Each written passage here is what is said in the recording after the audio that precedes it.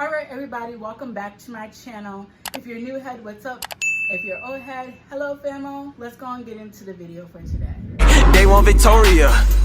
You got a secret Victoria. Victoria. Get all for you. Hey. Yeah. You got a secret Victoria. Okay, so for this last section, it is called Married, Now What? So you've already explained to us how long you have been married.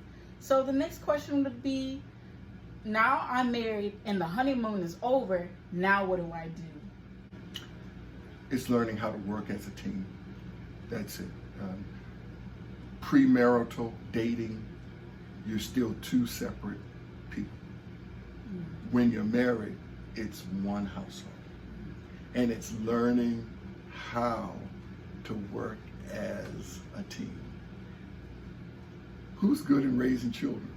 There are some better raising children than others. And it's not always the mother, it's not always the father.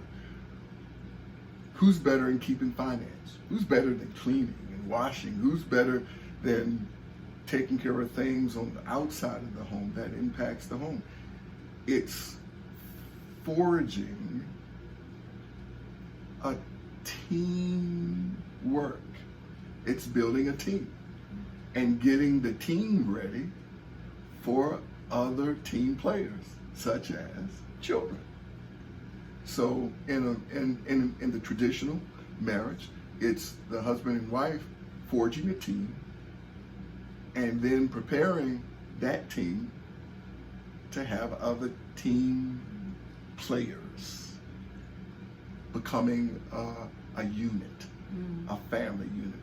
We're against the world. It's us against them. And I think that's probably the major thing.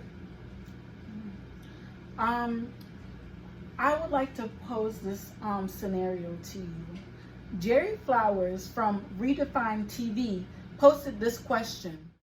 Do you think a married man could have female friends?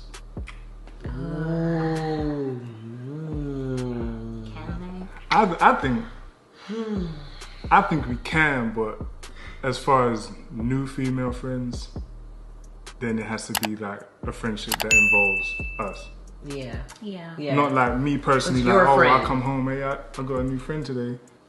What's her name? It's a girl, right? Absolutely not.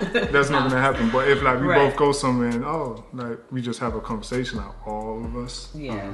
then wherever that goes, is as long as we're involved, I think that's okay. Yeah, everybody can give their perspective. Me personally,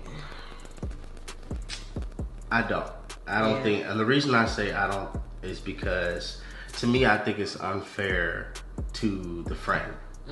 Because at any moment, if your wife comes in the room, it's like, you know what, why are you talking to her? Stop talking to her. The relationship got to end. Yeah. At the end of the day, your relationship is on the thread of your wife's comfort. Absolutely. If you want a good marriage, if you want a good marriage, if you want to, really, if you want a good marriage, if your wife says, I don't want you talking to her, and if you try to defend it, oh, you're going to have all types of arguments. Don't be defending nobody. Sure, they're okay. And relationships can be platonic. I don't have any friends that my wife does not know. I don't have any secret friends. I don't have any secret pals. And my friends best be her friends. And her friends best be my friends. And if not, then we are not friends. And certainly I have female friends and they are platonic. I have friends that are females that are sisters to me, sisters with me, and they see me as a brother. And so the simple answer is I don't have any friends that my partner does not accept. And so that includes friends of the same sex. If she's not befriending George and Eddie and Ken, then see you all. You know, it's been good.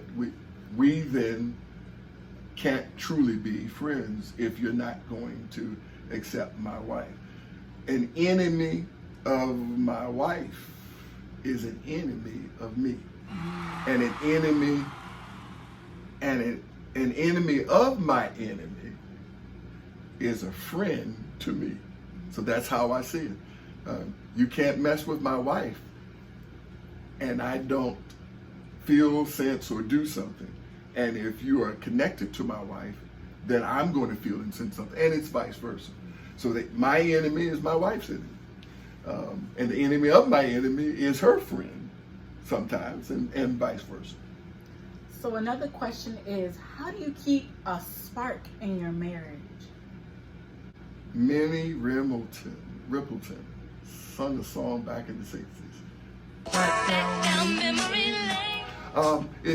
It's about remembering the things that you've gone through, and the fun, the excitement, the journey, sometimes the difficulty. And my thought is, if you sent her flowers in the beginning, you still need to send her flowers now, 40 years later.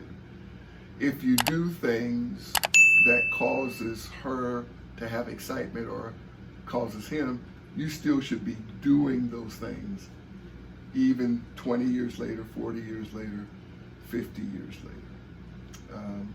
And then the spark is my commitment to my wife is, I want to grow old with you. I want to grow old. And so my perspective as a 21-year-old is different now than my perspective as a 57-year-old. We've grown. And that allows it looks boring to some people, but for us, we're going to grow old together. The other excitement is we now have children, and we can see in our children ourselves when we were their age. And the excitement of relationships and excitement of acquiring knowledge and accomplishing things, that is something very important. And then one day, having grandchildren. So each part of our developmental life, there are nuances, there are new things that we have not experienced. We've not experienced yet grandchildren. So that's something that we're talking about. Okay, Dad, I get the message.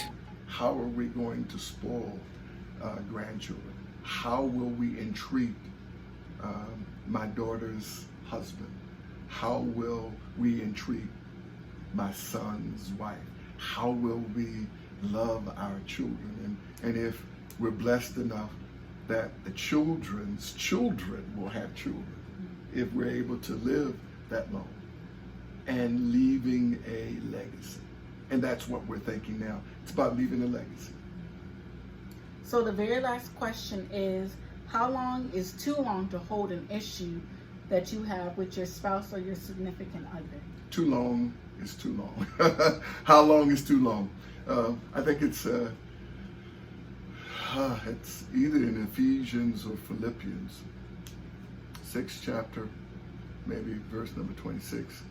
And it says something, be angry, but sin not. Don't let the sun go down on your anger. And sometimes it's not realistic, but the goal is, don't let the sun go down without issues being resolved or dealt with. And too many suns going down can cause a disconnect. My wife and I have made that agreement, and it has not always worked, but it's been our goal when we are upset not to let the sun go down on our anger, disagreements, debuttals. Let's get it all out, because we don't know what tomorrow may bring. And if you know that pushing a certain button on your mate is the wrong thing to do, don't push the button. Don't push the button. And people disagree. And sometimes that disagreement is heated. However, don't name call and don't bring it up in another discussion. We forgot about it. I'm forgiven, you're forgiven, and then something happens and it's like, I knew because you did this in 1906. Let the dead thing stay buried. But don't let your anger get out of control. And one way of anger getting out of control is saying things. Once it comes out, you can't take it back. You can say, I'm sorry, but when you hurt someone intentionally and you say words that hurt, stick and stones may break my bones, the words will never hurt me is not true. Words can destroy relationships, particularly if words are backed with great emotion and venom. Try not to let the sun go down, and try not to get in an argument sometimes. Just say, let's talk about this a little bit. I'm getting a little heated. I'm not seeing it your way, you're not seeing it. Let's talk about this at a later time. Wow. That was wonderful, wonderful insight that you have given us today. Thank you so much, Dr. Carter, for coming and just speaking on this topic for us today. Thank you all so much for watching this video. Do not forget to like and subscribe. And until next time, love you all. Wow, what a great series ender. Marriage Now What? What a great 3-part series we had. We had dating, we had engaged, and we had marriage. And this was a great way just to end it all with this topic. Thank you all for watching. Don't forget to like and subscribe. Turn on those notifications so you guys know when the next video is coming out. Love you all. Bye.